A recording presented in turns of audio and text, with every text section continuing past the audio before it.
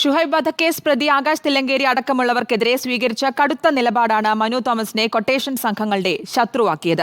സാമൂഹ്യ മാധ്യമങ്ങളിൽ ഉൾപ്പെടെ പാർട്ടിയുടെ മുഖമായിരുന്ന ഇവരെ തള്ളിപ്പറയാൻ ഡിവൈഎഫ്ഐ ജില്ലാ കമ്മിറ്റി തീരുമാനിച്ചതാണ് പ്രശ്നങ്ങളുടെ തുടക്കം. 2021 ജൂണിൽ കൊട്ടേഷൻ സംഘത്തെ തള്ളിപ്പറഞ്ഞ് കൂത്തുപറമ്പിൽ മനു തോമസ് നടത്തിയ പ്രസംഗത്തിനിടെ സംഘം വൈദ്യുതി വിച്ഛേദിക്കുകയും ചെയ്തിരുന്നു.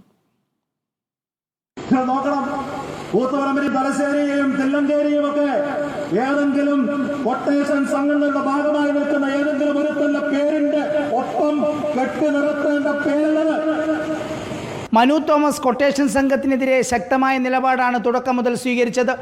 ആകാശ് തില്ലങ്കേരി അടക്കമുള്ള കൊട്ടേഷൻ സംഘങ്ങൾക്കെതിരെ സംഘടനയ്ക്കകത്തും പുറത്തും ശക്തമായി ശബ്ദിച്ചതോടെ പാർട്ടിയിലെയും ഡിവൈഎഫ്ഐയിലെയും നേതൃനിരയിലെ ചിലർ മനു തോമസിനെ നോട്ടമിട്ടു.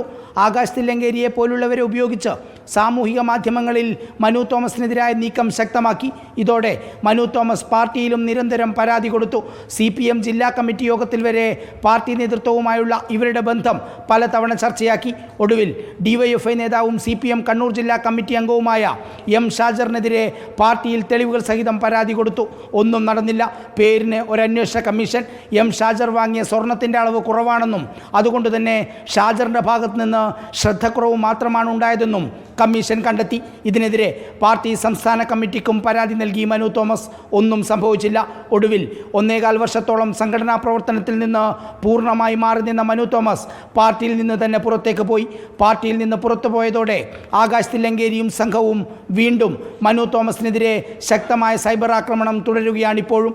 കണ്ണൂരിലെ ഏറ്റവും ശക്തനായ യുവജന നേതാക്കളിൽ ഒരാളായ മനു തോമസ് പാർട്ടിയിൽ നിന്ന് പുറത്തേക്ക് പോകുന്നത് ആകാശ് തില്ലങ്കേരിയെ പോലുള്ള കൊട്ടേഷൻ സംഘങ്ങൾക്ക് മാത്രമല്ല ആശ്വാസമായത്, പാർട്ടി നേതൃത്വത്തിലെ തന്നെ ചിലർക്കുമാണ്.